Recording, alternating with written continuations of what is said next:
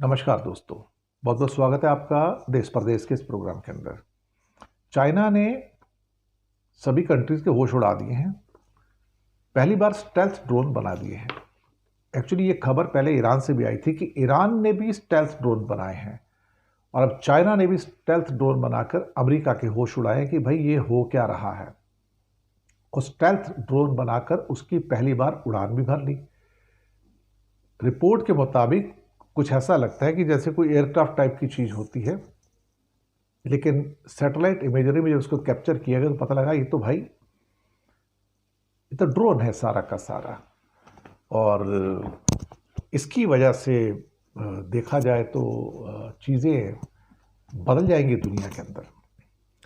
America ने बहुत बड़ी सैंक्शन लगा दी है रशिया के ऊपर, रोजनेफ्ट के ऊपर और लुकोइल के ऊपर और सबॉर्डिनेट कंपनी के ऊपर, साथ में 558 शिप्स के ऊपर। इंडिया के लिए बहुत मुश्किल हो जाएगा अब तेल खरीदना, क्योंकि फिर इंडिया की कंपनी भी सैंक्शंस पे चली जाएंगी। बिहार का चुनावी सीन तेजी से बदल रहा है, उसके बारे में बात करेंगे हम। तो स्वागत है आप सबका। तो सबसे पहले जो हम बात करेंगे चाइना के स्टेल्थ ड्रोन्स की। अमेरिका के पास B-2 बॉम्बर्स जो स्टेल्थ विमान हैं वो क्षमताएं हैं, लेकिन अब स्टेल्थ ड्रोन की बारी आई है। मैंने खबर और दी थी ईरान ने भी सक्सेस पा ली है स्टेल्थ ड्रोन बनाने के अंदर, और अब चाइना ने स्टेल्थ ड्रोन बनाने के अंदर क्या कहते हैं कि सफलता पा ली है। अब खास किस्म के जो स्टेल्थ ड्रोन्स हैं वो इनको तो रडार में कैच करना मुश्किल होता है और उसके बाद ये क्या कहते हैं कि डिटेक्ट नहीं किए जा सकते। तो जब डिटेक्ट नहीं किए जा सकते तो इसका मतलब है कि भाई ये तो फिर जाके कहीं भी बहुत बड़ा डैमेज कर सकते हैं। और एक और भी बात निकल के आ रही है कि चाइना ने साथ में जो स्टेल्थ बॉम्बर्स होते हैं उनकी भी अब उनका क्या कहते हैं कि निर्माण पूरा कर लिया है। और ख़ास तौर से कुछ नए किस्म के जो स्टेल्थ बॉम्बर्स जो हैं वो बनाकर उसने अपने आप को तैयारी कर ली है। और मुझे लगता है कि अमेरिका का जो मकसद है वो ये था कि भाई मैं सुप्रीम बना रहा हूँ इस बॉम्बर्स के सारे। रशिया के पास भी T सीरीज़ के या TU सीरीज़ के बॉम्बर्स हैं, लेकिन चाइना के पास भी अब ये नेक्स्ट जनरेशन के जो बॉम्बर्स आए हैं उन्होंने भी हलचल मचाई है। तो लेकिन ये डबल हलचल हो गई। एक हलचल तो भाई ये है कि उन्होंने स्टेल्थ जो है ड्रोन्स बना लिए हैं, जो कि पहले मैंने कहा था कि ईरान ने बना लिए हैं। और दूसरा एक शायद नए किस्म के जो हैं वो चाइना ने एक लॉन्ग रेंज बॉम्बर के डेवलपमेंट की घोषणा की है, जिसे H-20 स्टेल्थ बॉम्बर का नाम दिया गया है। और ये शायद 2030 तक उनकी एयरफोर्स में शामिल भी हो जाएगा। काफ़ी कुछ हो रहा है साहब। इंडिया को भी कमर कसने की आई थिंक ज़रूरत है। इसके साथ ही अमेरिका ने एक बहुत बड़े लेवल पे सैंक्शंस लगा दिए हैं रशिया के ऊपर, और ये सैंक्शन इस बार बड़े लेवल की है साहब, बहुत बड़े लेवल की सैंक्शंस हैं। और कहीं ना कहीं ऐसा लग रहा है कि यहाँ पर जो बम फोड़ा है उन्होंने कि रोजनेफ्ट और लुकोइल के ऊपर कड़े प्रतिबंध लगा दिए हैं। अब आप यहाँ से तेल नहीं खरीद पाओगे।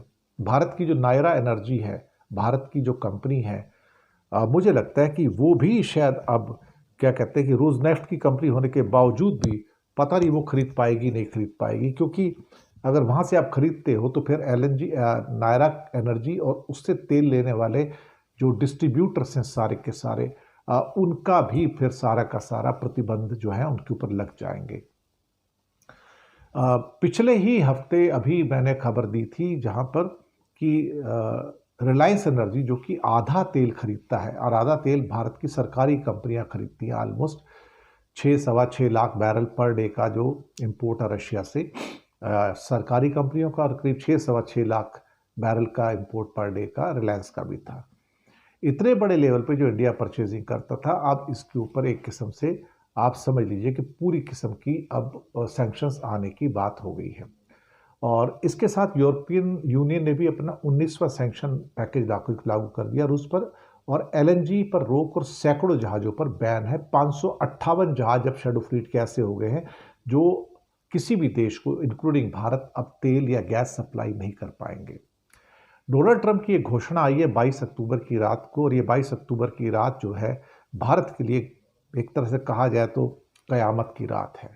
और ये गुजर गई, और इसमें जो सैंक्शंस लगी हैं इसने भारत को परेशान किया है, और एक तरह से चैलेंज है कि अब आप तेल खरीद के दिखाओ, मैं बताता हूँ कि मैं क्या कर सकता हूँ। डोनाल्ड ट्रंप का कहना था कि आज का दिन बहुत बड़ा दिन है, ये बेहद कड़े आर्थिक प्रतिबंध हैं। रूस की 2 बड़ी ऑयल कंपनियों के ऊपर प्रतिबंध लगा दिए गए हैं, रोसनेफ्ट और लुकोइल के ऊपर, और उनकी सभी सहायक कंपनियों के ऊपर भी लगा दिए गए हैं, शैडो फ्लीट पर भी लगा दिया गया है।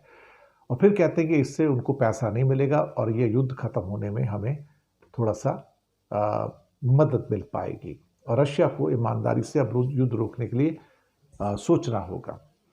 मुझे लगता है कि 558 जो शिप्स जो बैन किए गए हैं, 117 तो कल ही जोड़ दिए गए उसके अंदर, ये एक किस्म से वार्निंग है कि भैया आप मान जाओ वरना मैं आपको छोड़ूंगा नहीं।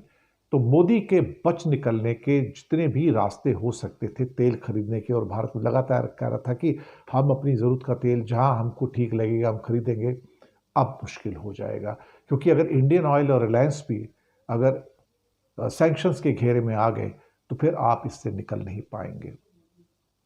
मैं ये भी मानकर चलता हूं कि रिलायंस ने ऑलरेडी अपना जो रिडक्शन है ऑयल का कर दिया है, और पिछले हफ्ते उन्होंने आधा तेल गल्फ की कंपनियों से ज़्यादा खरीदा है, और यहाँ पर काफ़ी बड़ी कटौती की है रशिया से तेल लेने में। संकेत बिल्कुल साफ है, या तो अमेरिका ने कहा कि या तो आप हमारे प्रतिबंधों के साथ चलो, वरना फिर आप उसको फेस करने के लिए तैयार रहो जिसकी आप कल्पना भी नहीं कर सकते हो। भारत अभी उस स्थिति में नहीं है कि वो अमेरिका पे सैंक्शंस लगा सके, अभी अमेरिका ही उस स्थिति में है कि वो भारत पर सैंक्शन लगा सके या चीन पर सैंक्शन लगा सके। पावर सेंटर की बात है ना, डंडा अभी भी ट्रंप के हाथ में है, हमारे हाथ में नहीं है। बिहार पे आते, बिहार के इलेक्शन काफ़ी दिलचस्प होते जा रहे हैं। लालू तेजस्वी का एक स्टार प्रचारक अनिल सहनी, पूर्व सांसद, आरजेडी छोड़ दी, आरजेडी के लिए स्टार प्रचारक थे, पता लग रहा है कि वो स्टार प्रचारक तेजस्वी को छोड़ के बीजेपी में शामिल हो गए। इसके अलावा जन स्वराज पार्टी के 3 मेंबर बीजेपी ने खरीद लिए और उनको बिठा दिया। वो भी करीब 10 से 12 सीटें ऐसी हैं जहां पे महागठबंधन आपस में ही जंग कर रहा है। अब क्या कहा जाए, अनिल सहनी साहब तो जो थे वो तो आरजेडी छोड़कर बीजेपी में शामिल हो गए, और अच्छा, और कुछ देर बाद उन्होंने भारतीय जनता पार्टी की मेंबरशिप भी ले ली भैया। इसके साथ ही एक पूर्व विधायक थी आशा देवी भी, वो भी भारतीय जनता पार्टी में शामिल हो गई, और कुढ़नी विधानसभा सीट पर आरजेडी के टिकट पर अनिल कुमार साहनी ने भाजपा के केदार प्रसाद गुप्ता को करीबी मुकाबले हराकर पहले जीत दर्ज की थी, लेकिन जेल जाने के बाद विधायकी उनकी खत्म हो गई थी। अब 3 साल के लिए रोक भी लगा दी थी। चलिए सब जो भी है। अनिल सहनी आरजेडी से पहले नीतीश कुमार की जेडीयू में थे, जेडीयू उन्होंने राज्यसभा भेजा था, अब वहाँ भी कोई ना कोई लफड़ा चल रहा है। तो ये पहले से एक बदनाम किस्म की उनके ऊपर इल्ज़ामात के सिलसिले काफ़ी हद तक चल रहे थे। दूसरी बात जो क्या कहते हैं कि आरजेडी एक मामले में महिलाओं को टिकट देने में सबसे आगे चला गया, और वादों की तो झड़ी लगाई हुई है। अब मुसीबत ये है कि महिलाएं किसको वोट देंगी, क्या वो तेजस्वी के ऊपर यकीन करेंगी या बीजेपी पे यकीन करेंगी। टिकट बंटवारे में क्या हो गया क्या नहीं हो गया अब तो पीछे की बातें हैं, लेकिन अब तो सारी बातें ये हैं कि एक और सीट ऐसी थी जहां पर तेजस्वी की कैंडिडेट को नामांकन रद्द कर दिया गया, फिर वहां से एक रवि पासवान नाम के निर्दलीय को आरजेडी ने समर्थन दिया, और वो उनके अब ऑफिशियल कैंडिडेट हो गए हैं। हाँ, रहेंगे तो निर्दलीय, लेकिन अल्टीमेटली वो आरजेडी के लालटेन का समर्थन उनको मिलेगा। महिलाओं की स्थिति इसलिए थोड़ी विचित्र है यहाँ पर कि जीविका दीदियों को स्वरोजगार के लिए 10-10 हज़ार रुपये की राशि दी गई है, और करीब करीब 1,21,00,000 महिलाओं के खाते में 10-10 हज़ार रुपये ट्रांसफ़र किए जा चुके हैं। अब उसके बाद नीतीश अपना तेजस्वी ने कहा कि हम जीविका दीदियों को तो भाई अब हम तो और ज़्यादा तनख्वाह देने जा रहे हैं, सरकारी कर्मचारियों के बराबर का दर्जा दिया जाएगा, बहुत सारी चीज़ें हो रही हैं। आरजेडी ने 143 सीटों पर चुनाव लड़ते हुए 24 महिलाओं को टिकट दिया है, जो कुल उम्मीदवारों का 16% से थोड़ा अधिक है।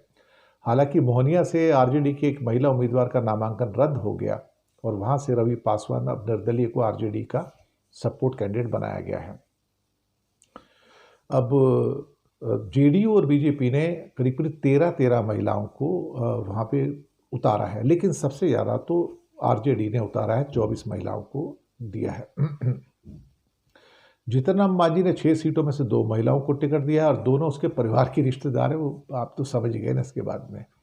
और इसके अलावा चिराग की पार्टी ने एक महिला उम्मीदवार सीमा सिंह का मंढोरा सीट से लेकिन था, वो नामांकन ही उनका रद्द हो गया। तो एनडीए और महागठबंधन में महिला प्रत्याशी जो हैं वो भी काफ़ी इस समय इम्पॉर्टेंट है। तो टोटल एनडीए ने 243 में से 35 सीटों पर महिला उम्मीदवार उतारे, जो करीब 14% होता है। और लेकिन कोई भी घटक दल 33% की महिला आरक्षण नीति को लागू नहीं कर पाया है। अभी आरजेडी और कांग्रेस ने अभी तक कुल मिला के 29 सीटों पर महिला उम्मीदवारों को टिकट दिया है, लेकिन उसके बावजूद भी जो परसेंटेज वाइज है वो काफ़ी कम है। देखते हैं क्या होता है। अभी 6 नवंबर कोई बहुत ज़्यादा दूर नहीं है, इलेक्शन की पहली डेट है ये, तो it is not very far away right now. तो देखते हैं क्या होता है। तो इसी के साथ आपसे लेते हैं देश परदेश से इजाज़त। शुक्रिया आपका बहुत बहुत। चैनल को सब्सक्राइब कीजिएगा। हो सके तो छोटी छोटी आर्थिक मदद भी आप कर सकते हैं। नीचे हमने आपके लिए यूपीआई नंबर और बैंक अकाउंट नंबर दोनों दिए हैं। किसी एक को चुनकर छोटी सी मदद करेंगे तो अच्छी पत्रकारिता को आगे बढ़ाने में आप हमारे सहयोगी भी सिद्ध होंगे। धन्यवाद।